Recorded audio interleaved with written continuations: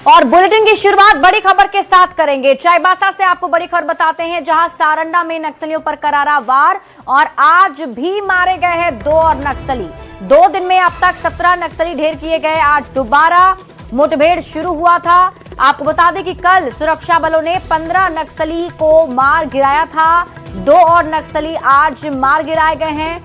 Chaibasa SP ने इसकी पुष्टि की है और कुल 17 नक्सलियों को ढेर कर दिया गया है। तो इस वक्त की बड़ी खबर आपको चाईबासा से बता रहे हैं। सारंडा में नक्सलियों पर करारा वार जारी है और न्यूज 18 संवाददाता रुपेश प्रधान अधिक जानकारी के साथ जुड़ गए हैं। रुपेश, अब 2 और नक्सली ढेर, इनके बारे में क्या जानकारी मिल पा रही है? आज जब दोबारा मुठभेड़ शुरू हुई 10 बजे के आसपास, जब कल मारे गए नक्सलियों के शवों को बाहर निकालने के लिए फोर्स घुस रही थी जंगल में, उस दौरान नक्सलियों ने फिर फायरिंग किया था और 10 बजे के आसपास एक महिला नक्सली मारी गई थी जिसका शव बरामद हुआ था। उसके बाद से रुक रुक कर फायरिंग जारी थी और बाद में और एक नक्सली मारा गया है। इसके बारे में एसपी अमित रेणु ने अभी पुष्टि की है। अब संभवतः फायरिंग वहां रुक गई है, मुठभेड़ थम गया है और शवों को निकालने की प्रक्रिया की जा रही है, जो हमारे सूत्र बता रहे हैं। लेकिन आधिकारिक रूप से अभी इस बारे में जानकारी नहीं दी जा रही है। लेकिन आज के मुठभेड़ में 2 नक्सली मारे गए हैं। तो कुल कल और आज मिलाकर 17 नक्सली अब तक मारे गए हैं वहाँ, और अभी भी उस एरिया में सर्च ऑपरेशन जारी है। जी रुपेश, क्या और भी सुरक्षा बलों को इनपुट मिला है? क्या और भी नक्सली वहां पर अभी हैं? क्योंकि जैसा आप बता रहे हैं आज भी नक्सली और सुरक्षा बलों के बीच मुठभेड़ हुई थी। अभी इस बारे में कुछ खुलासा तो नहीं किया जा रहा है, लेकिन उस क्षेत्र में नक्सलियों की मौजूदगी हो सकती है और सुरक्षा बल उस क्षेत्र में ऑपरेशन जारी रखे हैं कि आगे भी कैसे इस पर नकेल कसा जाए। जी ठीक है रुपेश, आप इस खबर पर नजर बनाकर रखिए। शुक्रिया इस अपडेट के लिए। और देखिए, चाईबासा के सारंडा में सुरक्षा बलों की नक्सलियों पर दबिश जारी है। गुरुवार को 15 नक्सली ढेर करने के बाद शुक्रवार को फिर 2 और नक्सली ढेर किए गए। सुरक्षा बलों ने पूरे इलाके को घेर लिया है और लाल आतंक पर जोरदार वार जारी है। इस स्ट्राइक से नक्सलियों को संभलने का भी मौका नहीं मिल रहा है। पूरी खबर इस रिपोर्ट में। सारंडा में सुरक्षा बलों की स्ट्राइक, अंतिम सांस गिन रहा लाल आतंक, नक्सलवाद का खात्मा होगा जल्द।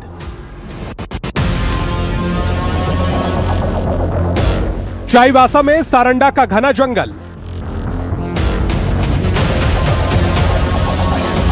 जो नक्सलियों का अवैध दुर्ग माना जाता था, अब समय बदला।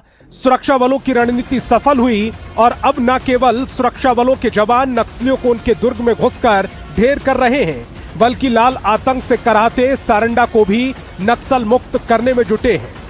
गुरुवार को झारखंड पुलिस के साथ सीआरपीएफ और जगुआर के जवानों ने जबरदस्त स्ट्राइक की। इसमें 15 नक्सली ढेर हो गए, जिनमें 1 करोड़ का इनामी अनल दा भी शामिल था। गुरुवार को मुठभेड़ के बाद जब सुरक्षा बलों के जवान शुक्रवार को शव उठाने जंगल में गए तो नक्सलियों ने फिर फायरिंग शुरू कर दी। जवाबी कार्रवाई में एक महिला नक्सली ढेर हो गई। पूरे इलाके में सर्च और कॉम्बिंग ऑपरेशन चल रहा है। के मुठभेड़ में एक महिला नक्सली मारी गई है। जिला के एसपी अमित रेणु के मुताबिक इस महिला नक्सली की पहचान की जा रही है और अभी ऑपरेशन वहां पर जारी है। दोनों ओर से मुठभेड़ आज भी जारी है। आगे क्या उपलब्धि मिलती है ये आगे जानकारी मिलेगी। और आज कल की उपलब्धि को लेकर झारखंड की डीजीपी तदासा मिश्रा का चाईबासा दौरा था। आज करीब 1:15 बजे यहाँ पर वो प्रेस ब्रीफिंग करने वाली थी, लेकिन आज दोबारा मुठभेड़ शुरू होने के कारण डीजीपी का चाईबासा दौरा भी तत्काल स्थगित हो गया है। अब ऑपरेशन खत्म होने के बाद डीजीपी का चाईबासा दौरा होगा। सारंडा के जंगल में अब भी रुक रुक कर फायरिंग जारी है। डीजीपी मुठभेड़ स्थल पर जाने वाली थी, लेकिन उन्होंने अपना दौरा स्थगित कर दिया है। इसके बाद जिला पुलिस मुख्यालय में कोल्हान और सिंहभूम के डीआईजी के साथ सीआरपीएफ के डीआईजी ने एसपी और अन्य अधिकारियों के साथ बैठक कर ऑपरेशन की समीक्षा की। नक्सलियों के खिलाफ मिली बड़ी सफलता पर पूर्व मुख्यमंत्री रघुवर दास उत्साहित दिखे। उन्होंने नक्सलवाद के खात्मे का संकल्प दोहराते हुए नक्सलियों से सरेंडर कर मुख्यधारा में लौटने की अपील की।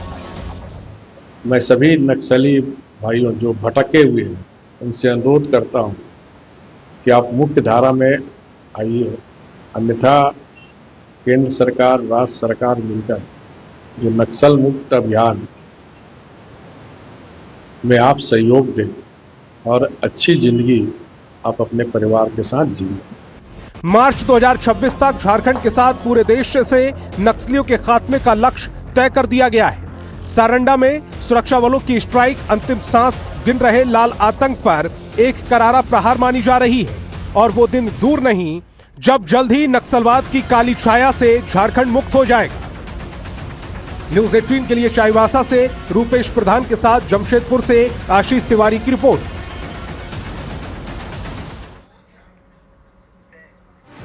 आदित्य साहू ने झारखंड बीजेपी के प्रदेश अध्यक्ष का पदभार औपचारिक रूप से ग्रहण कर लिया और इस मौके पर पार्टी ऑफिस में खास पूजा भी की गई।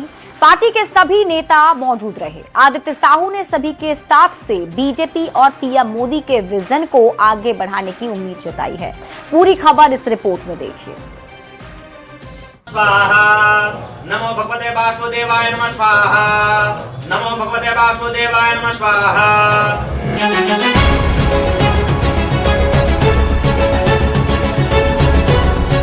झारखंड बीजेपी के नए बॉस आदित्य साहू ने शुक्रवार को प्रदेश अध्यक्ष के तौर पर अपनी पारी की शुरुआत की।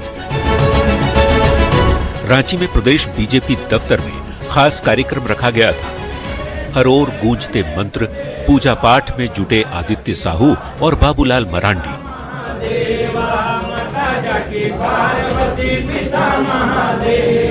साथ में जुटी कार्यकर्ताओं की भीड़ बताने के लिए काफी थी कि बीजेपी अब नए तेवर और नए क्लेवर के साथ झारखंड में अपनी दमदार मौजूदगी दिखाने की तैयारी में है। आदित्य साहू को बाबूलाल मरांडी ने कुर्सी पर बिठाया। इस मौके पर साहू ने पार्टी के विजन को आगे बढ़ाने की बात कही। जिस मूल मंत्र के साथ भारतीय जनता पार्टी चलती है कि संगठन को निरंतर हमें गांव के अंतिम पगडंडियों तक होते हुए गली मोहल्ला टोला सभी समाज सभी वर्ग तक पहुंचाने का काम करेंगे। बड़ा दायित्व मिलने के बाद आदित्य साहू भावुक भी दिखे और सामान्य कार्यकर्ता से प्रदेश अध्यक्ष तक के सफर के बाद सभी की उम्मीद और विश्वास पर खरा उतरने की उम्मीद भी जताई। पार्टी ने मेरे जैसे एक सामान्य कार्यकर्ता को, गांव में रहने वाला कार्यकर्ता को सौंपी हो, चाहे किसी स्तर पर हम काज किए हो। मैं ईश्वर से प्रार्थना कि प्रभु मुझे इतनी शक्ति, इतनी ताकत दो कि संगठन ने जो मुझ पर विश्वास और भरोसा किया है उस पर मैं खरा उतरने का काम करूं। पूर्व प्रदेश अध्यक्ष बाबूलाल मरांडी ने आदित्य साहू के अनुभव का फायदा झारखंड बीजेपी को मिलने की बात कही और उम्मीद जताई कि पार्टी फिर से नई ऊंचाई तक पहुंचेगी। संगठन को एक मजबूती मिलेगी, एक ताकत मिलेगी और कार्यकर्ता को भी वो अधिक प्रोत्साहित कर सकते हैं, उत्साहित कर सकते हैं, क्योंकि उनको हर स्तर के कामों का उनको अनुभव है, उसका लाभ संगठन को मिलेगा। झारखंड बीजेपी के नए बॉस आदित्य साहू के सामने लगातार दूसरी विधानसभा चुनाव में हार के बाद पार्टी का उत्साह बढ़ाए रखने की जिम्मेदारी है।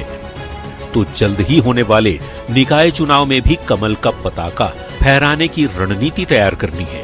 बीजेपी में संगठन को व्यक्ति से बड़ा माना जाता है। ऐसे में उम्मीद है कि संगठन की शक्ति के दम पर आदित्य साहू झारखंड में फिर से कमल खिलाने में कामयाब होंगे।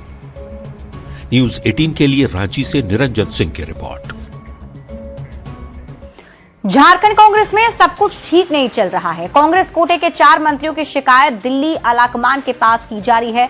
पिछले दिनों झारखंड कांग्रेस के 5 विधायकों ने आलाकमान के पास जाकर दिल्ली में सभी मंत्रियों की शिकायत की थी। आज दिल्ली से वापस लौटे राजेश कच्छप, सोनाराम सिंकू, भूषण बाड़ा, नमन विक्सल कोंगाड़ी और सुरेश बैठा ने साफ कहा कि मंत्रियों के काम से कार्यकर्ता नाराज हैं और इसी नाराजगी को जताने कांग्रेस आलाकमान के पास गए थे।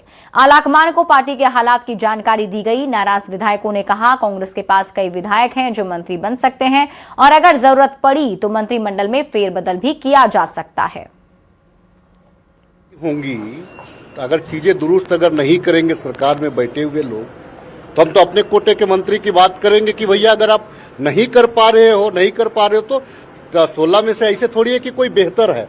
सारे लोग इक्वल है, सारे लोग चुनाव जीत करके आए हैं। अगर जरूरत पड़ेगा तो आलाकमान को विचार भी करना चाहिए। फिर राजहित में हम लोग चाहते हैं कि हमारे कोटे के मंत्री, कांग्रेस पार्टी के कोटे के 4 मंत्री हैं और अहम भूमिका पद में हैं, और जो बुनियादी चीजें जो आम जनता से जुड़ा हुआ है वो विभाग कांग्रेस पार्टी ने लिया है, तो वो काम धरातल पर सही ढंग से हो, इसीलिए हम लोगों ने उनको जो है आलाकमान को बताने का काम। झारखंड एक्ट 25 ग्लोबल आउटरीच के तहत CM Hemant Soren United kingdom के प्रवास पर हैं। मुख्यमंत्री के नेतृत्व में झारखंड सरकार के प्रतिनिधि मंडल ने हिस्टोरिक इंग्लैंड यूके की ऐतिहासिक विरासत के संरक्षण को लेकर सार्वजनिक संस्था के साथ बैठक की और इसका मकसद विरासत का संरक्षण, अनुसंधान और सांस्कृतिक पर्यटन के क्षेत्र में सहयोग की संभावना तलाशना रहा। बैठक के दौरान मेगालिथ, मोनोलिथ और जीवाश्म पार्कों के संरक्षण और प्रबंधन पर चर्चा हुई। इस अवसर पर हिस्टोरिक इंग्लैंड की ओर से मुख्यमंत्री को शनिवार को विश्व प्रसिद्ध प्री हिस्टोरिक साइट्स घूमने के लिए निमंत्रण दिया गया। खबर आपको रामगढ़ से बताते हैं, जहां चोरी के मामले में पूछताछ के लिए थाने ले जाकर 2 लोगों की पिटाई का मामला सामने आया है। मामला इस समय तूल पकड़ा जब भुरकुंडा ओपी पुलिस दोनों व्यक्तियों को छोड़ने उनके गांव पतरातू के जयनगर पहुंची। जैसे ही पुलिस ने दोनों को गाड़ी से उतारा, उन्हें लंगड़ाते देख ग्रामीण और परिजनों का गुस्सा भड़क गया। ग्रामीणों ने पुलिस की गाड़ी को घेर लिया, नारेबाजी करने लगे। लगभग 2.5 घंटे तक ग्रामीणों ने भुरकुंडा पुलिस की गाड़ी को घेरे रखा। मौके पर पतरातू पुलिस भी पहुंची। पुलिस अधिकारियों ने कार्रवाई करने का आश्वासन दिया, जिसके बाद ग्रामीणों ने पुलिस की गाड़ी को जाने दिया। था उसी में हम लोग को दोनों को लेके हर गया और 11:30 बजे के आसपास, और रातें बहुत मारा बड़ा बांध के बांध के उसके बाद पैर से पूरा मारा है। और हम लोग बार बार बोल रहे थे बड़ा बाबू के, सर हम लोग ऐसा नहीं किए, और बार बार जबरदस्ती बोल रहे हैं कि साला तुम लोग माल कहाँ है बताओ, माल कहाँ है बताओ। और हम लोग बोल रहे हैं कि सर नहीं, हम लोग जानते हैं सर, हम लोग ऐसा आदमी नहीं है। आप जाके गांव में पूरे पूछ लीजिए, कहीं नहीं बोला। और उस दिन जिस दिन चोरी हुआ है उस दिन हम लोग ऑलरेडी हम लोग नाइट ड्यूटी हम लोग। और यहाँ रुकने एक छोटे से ब्रेक के लिए, जल्द लौटते हैं वापस।